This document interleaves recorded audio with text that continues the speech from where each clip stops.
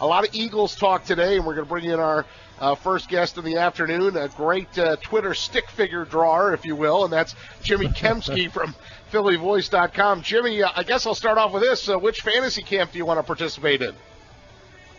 Yeah, what was it? What's going on with that? Well, the Eagles, Scott Grayson and I were talking before we went to break and got you on, that the Eagles are having their first, they're finally doing a fantasy camp. I'm sure you've seen the promotions for it or heard about it, that they're going to have it in April. People play football? Yes, they're going to play, well, not contact football, but they're going to get a locker in the NovaCare complex. They're going to be coached by veterans. I have no idea how much this costs, mind you, but it got me thinking that the Phillies do that every year, and the Phillies have done that for a long time where they've had Clearwater-type fantasy camp situations. I think the Flyers have just started that in the last couple of years. I don't know if the Sixers do anything, but if that was open to you and you could pick one of those four, which would you participate in? My best sport playing-wise is basketball, so I'd probably go with the Sixers camp. There you go, and we hope that the floor would be sufficiently dry for you. Yes. Jimmy Kempski with us. Well, I don't need to get injured. Right. Jimmy, let's start off with this. There's been a wash of news that's come out of Eagles camp the last couple of days, and certainly the one that jumped out the other day was Brandon Brooks and how candid he was about his issues off the field. At least we finally have some answers. What was your take on the Brandon Brooks situation and also how he handled it in the locker room? Yeah, I don't suffer from anxiety, so I don't know. I'm the furthest thing you can imagine from an expert on that, but it's a real thing. And, I think it took a lot of courage for him to kind of come out and say what it was that was, precluding him from playing in games.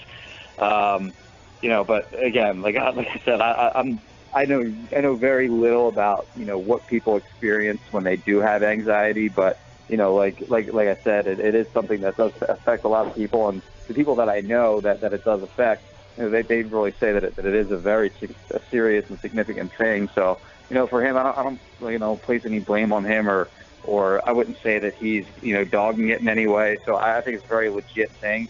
And again, like I said, for him to come out and kind of say what it was that's bothering him, probably took a lot of courage, because I think the reaction from a lot of people is going to be, oh, he's dogging it, or that's not a real thing. Like, it's not a good excuse for missing a football game, but I think it absolutely is.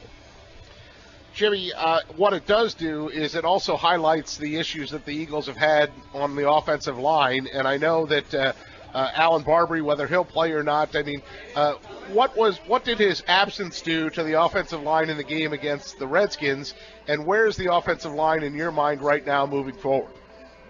It actually didn't hurt him against the Redskins. His specific absence didn't, because Isaac Seumalo actually had a really good game against the Redskins. No, the first time he missed a game against the Green Bay Packers a few weeks back, Seumalo struggled. He was a little bit up and down. I thought there was, some pretty bad moments in that game. Of course, it was his first game, him being a rookie, his first start rather. So he struggled a little bit in that game, but I thought he was much, much, much better against the Redskins. I think he kind of proved that he's, starting material in 2017 if they can find a spot for him. But, yeah, the offensive line has really just been a mess ever since Lane Johnson got suspended, because he's out, and then, you put in Halapoulivaati Vaitai in as a starter at right tackle. He has that, really horrendous game that first time that they played the Redskins, and, Brian Kerrigan kind of ate him up in that game. Then he gets hurt, and you have Barbary moving over from left guard to right tackle. Now you're filling in the backup left guard and Wisniewski at that spot, and you have a guy who's a guard, typically playing right tackle, and he gets hurt, and you have Matt Tobin come in. Tobin gets hurt in the Redskins game, and then Kerrigan runs right around him for the sack fumble that essentially clinched that game. So now you're looking at Seumalo possibly kicking out to right tackle against the Ravens this week. I mean, it doesn't really matter anymore because the Eagles season's done. But now you have your fifth potential right tackle playing this season. So really, I mean, that suspension really kind of screwed up their season. Is really the kind way of putting it. And obviously, if he gets pinched again for another PED infraction, then he's going to be gone for 2 years as opposed to just 10 games. Jimmy, Scott Grayson here. As someone who's really kind of tired of watching this receiving corps go out and seemingly fail almost week in and week out, We're about an hour or two away from finding out, I guess, if anybody claimed Michael Floyd off waivers. Would you be more surprised if the Eagles put in a claim or if they didn't? I would be stunned if they put a claim in. I mean, I get it. The Eagles receivers stink, and Michael Floyd is certainly better than anything that they have. Or at least he was at one point. He hasn't really had a very good season this year. But I'd be stunned if they put in a claim for him because he's going to be a free agent at the end of the season anyway. And the way that his contract works is last off season, the Cardinals exercised their quote-unquote fifth-year option on Floyd, which paid him somewhere like it was a little bit over $7 million. So if you prorate that dollar amount for the last 3 games, you'd have to pay him about $1.3 million over the last 3 games. And that's not a big deal in terms of spending Jeffrey Lurie's money, but that money works against the salary cap as well. Now, in the past, it was you either use it or you lose it with the salary cap, but that's not the case anymore. So you can carry money over from 2016 to 2017 and have that money available to you on the salary cap. So you'd be basically spending $1.3 million on a guy that's only going to play 3 games for you. Now, I can understand if the Eagles were still alive in the playoff hunt, and you bring him in, and maybe he can help you. He can help your passing game a little bit for the final 3 games, but they're done. So, I mean, for him to play the last 3 games really doesn't help you at all. But the one maybe advantage that you have in that scenario is that, you're at least able to negotiate a contract. You have the ability to negotiate a contract with him next off season before anyone else has a chance, before he actually hits free agency. But again, I really don't see that he's really that special of a player that you would do that for the cost of, the cost of $1.3 million for that privilege, in my opinion, just isn't worth it. As you look at how would you manage Carson Wentz, Jimmy, in these last 3 games? You've got banged up receivers. You've got an offensive line, as you've documented with Pete here, that's like shuffling a deck of cards every game. And you've got running backs that are injured. You don't even really know truly who's going to be doing a lot of the ball carrying there, and that's even if Doug Peterson calls running plays. So how would you manage Carson Wentz here? I mean, it seems like this guy's set up to really have an uphill climb these last 3 games, and let alone trying to keep him healthy so he can work in the offseason. Yeah, you play him, first of all. I don't think you sit him out of fear of him getting hurt. Maybe you run the ball more. Maybe you stick with the run even if you're losing, because again, your season's over, so it really doesn't matter if you win or lose. You don't want him out there throwing 60 passes again, because they're fighting for nothing at this point. So for them to put him out there and have him throwing 40, 50, 60 times, I don't think that's prudent in any way whatsoever. So even if you get behind in games, I think you still really got to stick to the run and run heavy. But but as far as I'd seen some people put out the idea that maybe you sit him for the final 3 games, and I think that's a bad idea. I think all the reps that he can get are good. I think that just gives him more playing time and gets him ready for when the games are going to matter again, which is next year. As you said, Jimmy, obviously, I think technically they have like a 5 million to 1 shot to get into the playoffs, so they are essentially obviously out. There's a chance. What's the mood been like around the complex and in the locker room and around the players as you've gone through this week, where that's obviously soaking in and they know that's the reality? They gave a pretty good effort with banged up players this past week. What kind of effort do you expect to get out of them, and what's the mood been like in the locker room? Yeah, they knew last week that they were done, so this week is just, reinforced that they're done.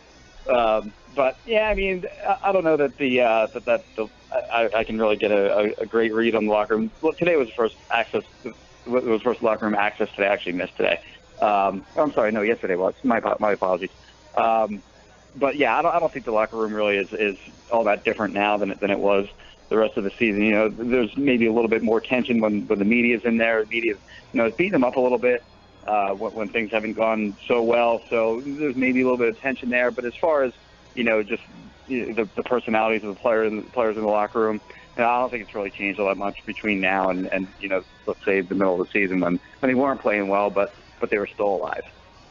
Well, Jimmy Kempski's with us. PhillyVoice.com covers the Eagles and does a great job with them. You can follow him at Twitter at Jimmy Kempski. And if that's the case, that at least the reporters and the media are saying, well, time to start looking forward and looking toward next year. We're like Cubs fans. There's always next year. But with that in mind, then, I know you have a nice article up on PhillyVoice.com about a mock draft roundup. And somebody asked me that. I went to the game as a fan on Sunday, and somebody was walking behind me and said, well, what need do you think they have to address the most first? And I thought, boy, you know what? When we talk to Jimmy Kempski on Thursday, I'm going to ask him that question. Yeah, I think you get the best player that you can, and the idea of quote unquote best player available is, I think a lot of teams half adhere to that. Because you want to get the best player that you can, but if there's two players that you have rated similarly, then surely you're going to take the need player over the other guy. And if we're looking at the Eagles' needs, clearly their two biggest needs, in my opinion, are wide receiver and cornerback in whatever order you prefer. You can also make an argument for offensive tackle if you were pretty sure that Jason Peters was going to retire, which I don't see. I think he's going to play one more year, so that buys him a year. And in terms of finding offensive tackle help, some people think that Vaitai can be the right tackle of the future. Maybe he can. I'm not sure, but certainly that's a position where they at least need more depth. But in terms of the first round, I think pass rusher is an option. I think receiver is an option. I think cornerback is an option. This draft in particular is very, very strong at the cornerback position, which is going to line up perfectly with what the Eagles need, because they have two cornerbacks that need to be replaced, frankly. And Leos McKelvin is an obvious cut this offseason. They're going to save $3.2 million when they cut him. Nolan Carroll's a free agent. I don't think they're going to make a big push to bring him back this year. So I think there's two cornerbacks that they're going to need, whether that be in free agency or the draft or a combination of the two. Probably most likely a combination of the two, but I think there's a very good chance that in rounds 1, 2, or 3, there's going to be a cornerback that's at the top of their board when they're on the clock. Jimmy Kempski, PhillyVoice.com, covers the Eagles. Well, real quick before we let you go, what's the Eagles' path to victory on Sunday in Baltimore? Or is there one?